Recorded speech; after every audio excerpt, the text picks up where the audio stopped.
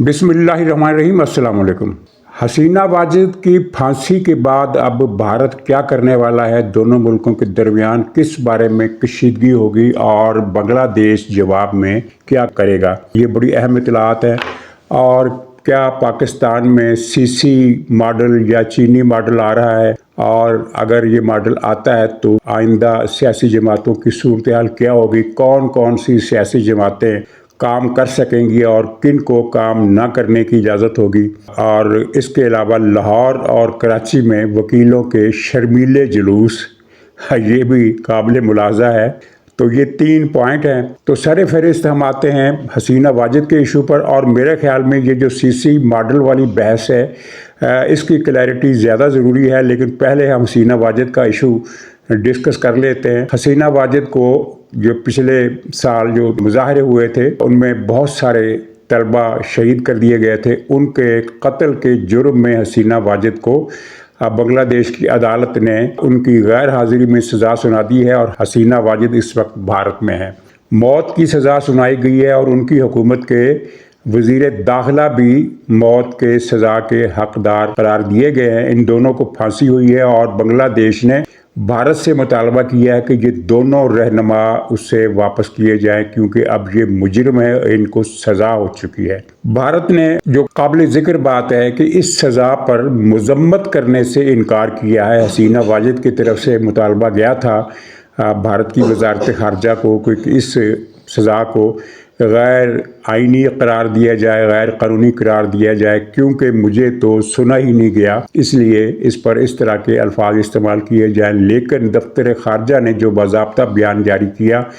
उसमें मजम्मत या अफसोस या हैरत किसी लफ्ज़ का इस्तेमाल नहीं किया गया।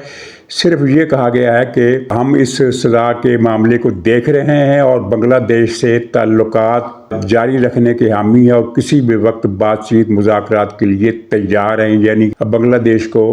एक किस्म का ये सिग्नल दिया गया है कि हमारी तरफ से परेशान होने की ज़रूरत नहीं, हम तो दोस्ती चाहते हैं। और ये भारत इसलिए कर रहा है कि उसकी मजबूरी है, और इसकी मजबूरी की वजह भी आपसे बयान करते हैं। लेकिन पहले एक छोटा सा तबसरा इस बात पर कि देखिए, 2 साल पहले तक हसीना वाजिद अपने मुखालफों को पै दर पै सज़ाए मौत देती चली जा रही थी। यहाँ तक कि जमात इस्लामी के साबिक़ अमीर प्रोफेसर ग़ुलाम आज़म को 90 साल की उम्र में सज़ा सुनाई गई और जमात इस्लामी के कम अज़ कम 10 अफराद लीडरों में से सज़ाए मौत देकर उन्हें फांसी पर चढ़ा दिया गया, इस जुर्म में कि उन्होंने 1971 में जो मिलिट्री एक्शन हुआ था उसमें पाकिस्तान की हमायत की थी, वफाक पाकिस्तान को रखने की हमायत की थी। इनमें से किसी एक पर भी जंगी जुर्म साबित नहीं हो सका कि यानी इन्होंने किसी को कत्ल किया हो, कोई मर्डर कमिट किया हो, कोई लोगों को इज्तिमाई कत्ल किया हो, ऐसा कोई इल्ज़ाम साबित नहीं हो सका। सिर्फ ये साबित हुआ कि इनकी साज़बाज़ पाकिस्तानी फ़ौज के साथ थी और आलमी कवानीन के तहत इस साज़बाज़ पर सज़ाए मौत नहीं हो सकती, इसलिए कि गैर मुल्की हमला आवर फ़ौज से साज़बाज़ पर सज़ा दी जाती है। जबकि ये काम जिस वक्त हुआ उस वक्त पाकिस्तान मुत्तहिद था, बांग्लादेश तो बाद में बना। लेकिन बहरहाल कहने की बात यह है कि जो खातून पै दर पै मुखालफों को सजाए मौत दिया करती थी, अदालतें उसका आला कार थी और अवामी लीग के लोग जज बनाकर बिठा दिए गए थे, तो वो हसीना वाजिद आज खुद सजाए मौत का सामना कर रही है। और अगरचे भारत बांग्लादेश को हसीना वाजिद की हवालगी नहीं करेगा, लेकिन ये बात भी कम नहीं है कि अब हसीना वाजिद बांग्लादेश आने का दिल से ख्याल निकाल देगी, इसलिए कि इसकी प्लानिंग अब तक ये थी कि जब बांग्लादेश में हालात ठंडे हो जाएंगे कुछ, तो वो फिर किसी भी वक्त क्रैश लैंडिंग करके बांग्लादेश पहुंचेगी, फिर भले से उसको गिरफ्तार कर लिया जाए। लेकिन उस वक्त हालात ये होंगे कि अवामी लीग के हामी, ज़ाहिर बांग्लादेश में अवामी लीग एक क़ुव्वत है, तीसरे नंबर पर आ चुकी है मकबूलियत के लिहाज से, पहली पोजीशनें उससे छीन चुकी हैं, लेकिन फिर भी उसके बहुत हामी हैं। जब गिरफ़्तार किया जाएगा तो पूरे मुल्क में जलसे होंगे, जुलूस होंगे और मुझे फिर एक मरतबा खुलकर सियासत में खेलने का मौका मिलेगा। लेकिन अब सज़ाए मौत जिसे सुनाई जा चुकी हो, वो कैसे अपने उस वतन में जा सकता है, جہاں پھانسی کا پھندا اس کا منتظر ہو اور ریاست کا موڈ بھی کچھ ایسا ہو کہ جیسے ہی آئے گی پکڑ کر لٹکا دینا ہے، بیچ میں سے بہت سارے مرحلے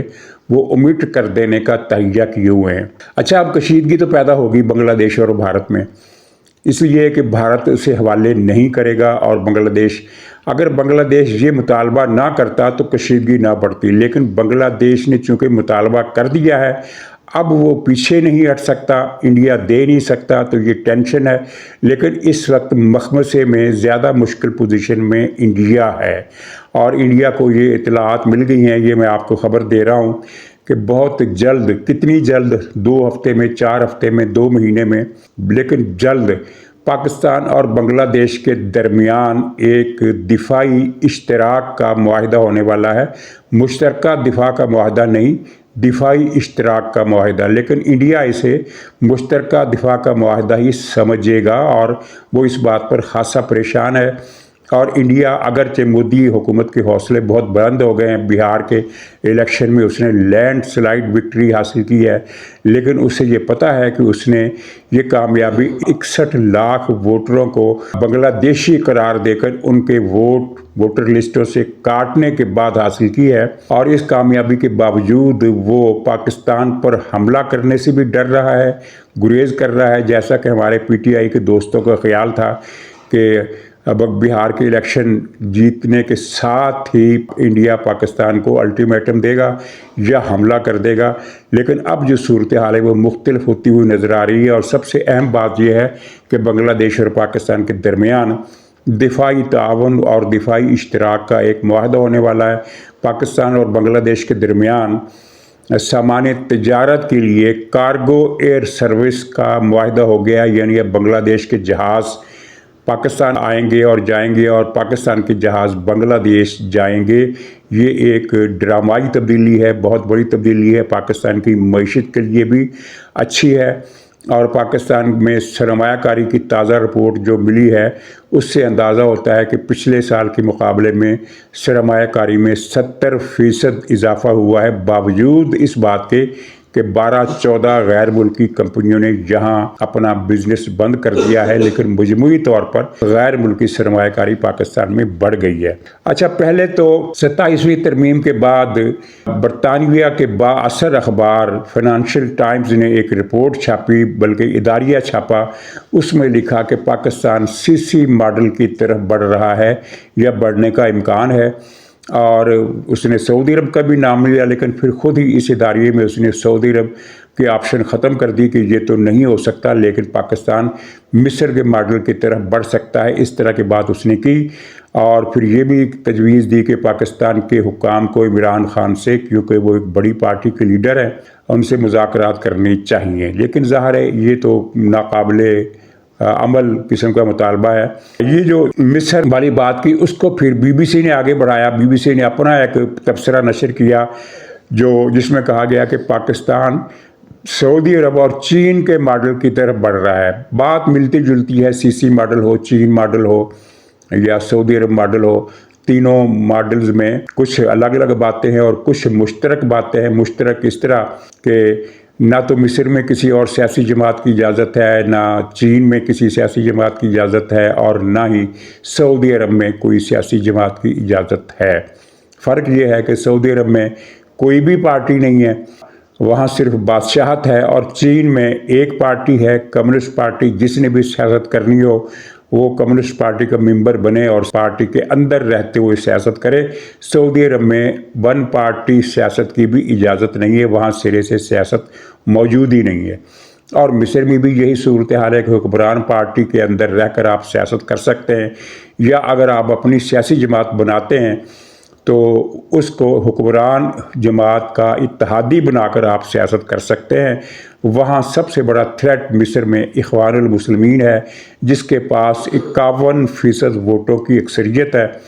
وہ اس کو برداشت نہیں کر رہے۔ اور پھر کل ہی سہیل براج صاحب نے بھی اسی موضوع کو آگے بڑھایا اور کالم لکھا، اور اس میں انہوں نے یہ رائے دی کہ پاکستان سعودی عرب، چین اور مصر کے مشترکہ ماڈل کی طرف بڑھ رہا ہے۔ یہاں یہ میں بتا دوں کہ سہیل صاحب کی یہ ذاتی رائے ہے، اس لیے کہ اب وہ زمانہ، وہ معاملہ ختم ہو گیا جب انہیں ایک کنٹینٹ دیا جاتا تھا کہ اس پر کالم لکھنا ہے، اور وہ اس پر کالم لکھتے تھے، اور ان کے کالم کو پھر ایک قسم کا ISPR کا پریس ریلیز سمجھا جاتا تھا۔ یہ اس میں کتنا کنٹینٹ ادارے کا ہوتا تھا اور کتنا ان کا اپنا، اس سے قطع نظر ان کے سارے کالم کو تمام ٹی وی چینل زیر بحث لاتے تھے، اس خیال سے کہ یہ ISPR کا دراصل پریس ریلیز ہے۔ اب وہ بات نہیں رہی۔ اچھا، پہلے تو ہمیں یاد کرنا ہوگا بلکہ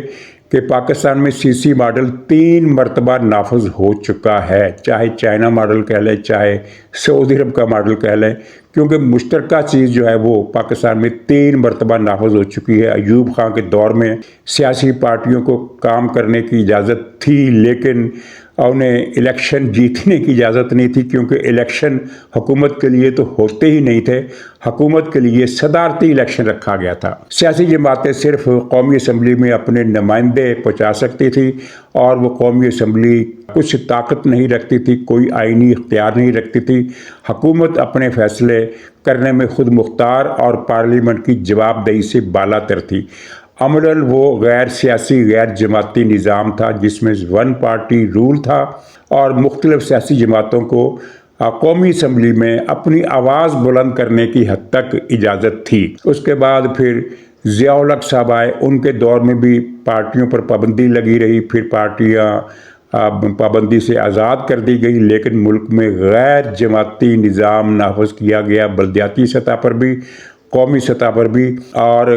حکومت اس وقت بھی صدر صاحب کی تھی۔ اس کے بعد پھر آپ نے مشرف کا دور دیکھا، وہ ان دونوں نظاموں سے زیادہ بدترین تھا۔ اس میں بھی غیر جماعتی نظام تھا، یعنی 1 پارٹی رول، جس کے قائد پرویز مشرف تھے، کیو لیگ جس کو کہا جاتا تھا۔ باقی جماعتوں کو صرف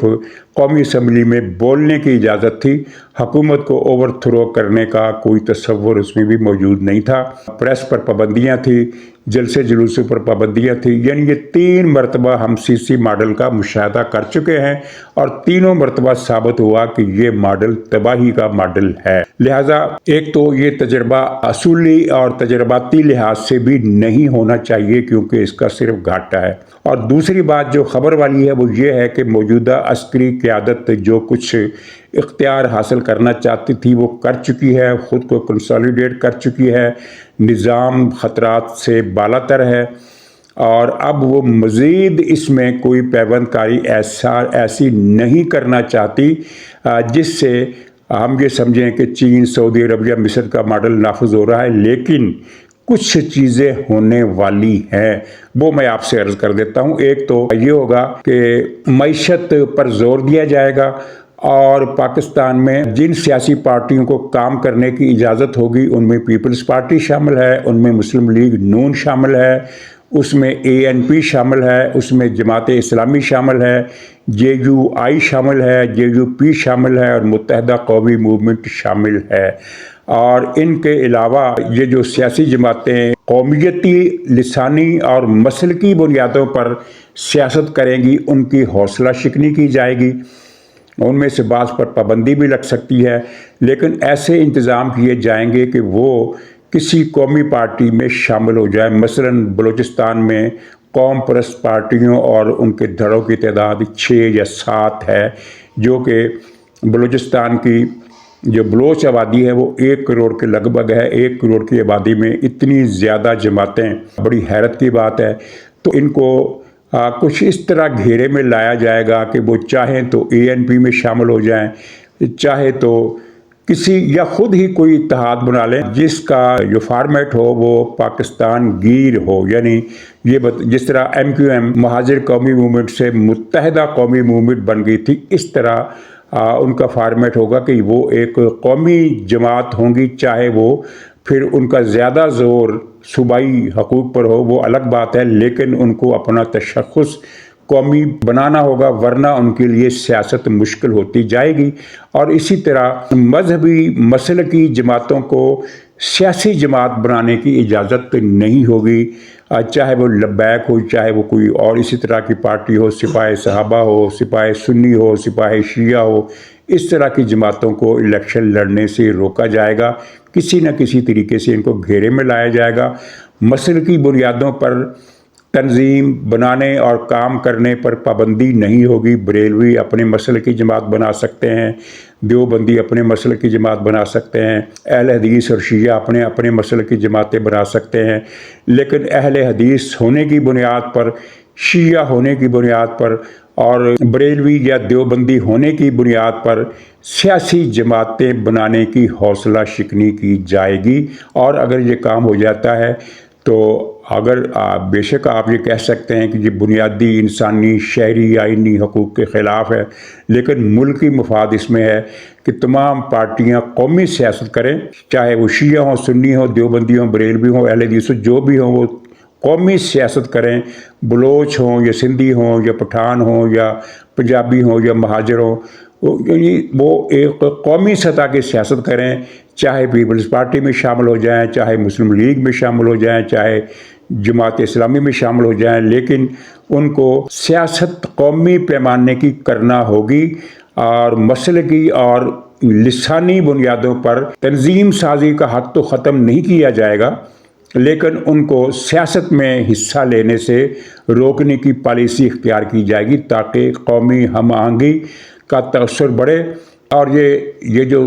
टुकड़ों में मामला बट गया है पाकिस्तान के अवाम का, वो तअस्सुर जो है वो दूर हो, क्योंकि इसके बगैर अब तरक्की नहीं हो सकती। इस मामले में मैंने जिन पार्टियों के नाम लिए उनमें पीटीआई और इमरान खान शामिल नहीं है। इसको नोटिस किया होगा कि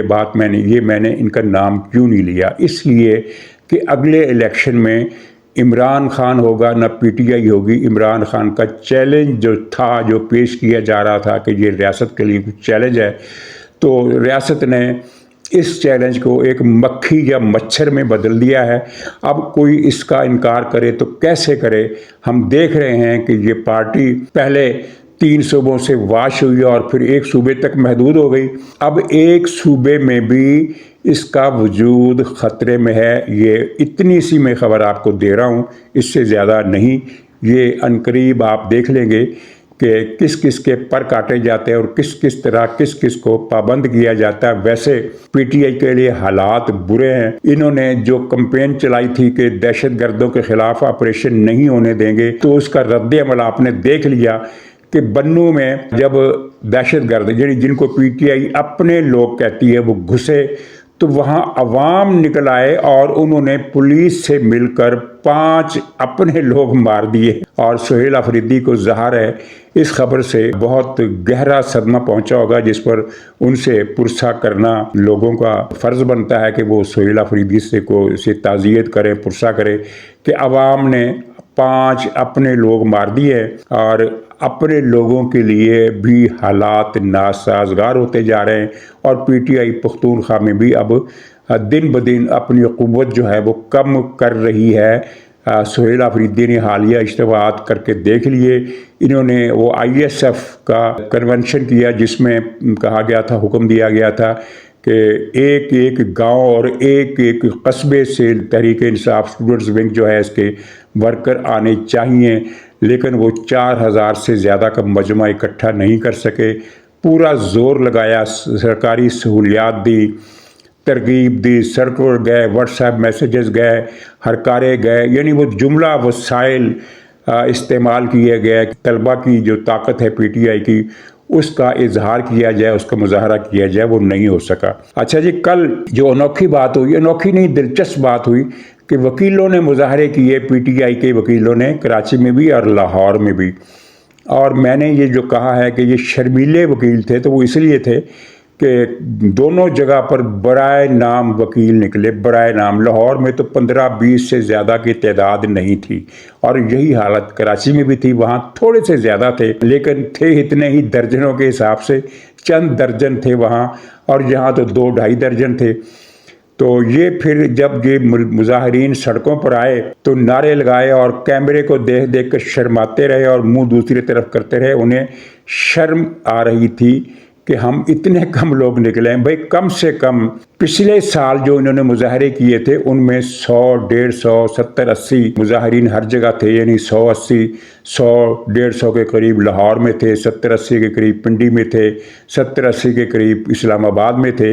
تو اب یہ 24-25 تک جو گنتی آ گئی ہے تو پھر شرمندگی تو ہونی تھی، پھر شرم تو آنی تھی، شرم ساری ہونی تھی. تو یہ ان کے چہرے آپ ویڈیو میں دیکھ سکتے ہیں کہ یہ شرمیلے انداز میں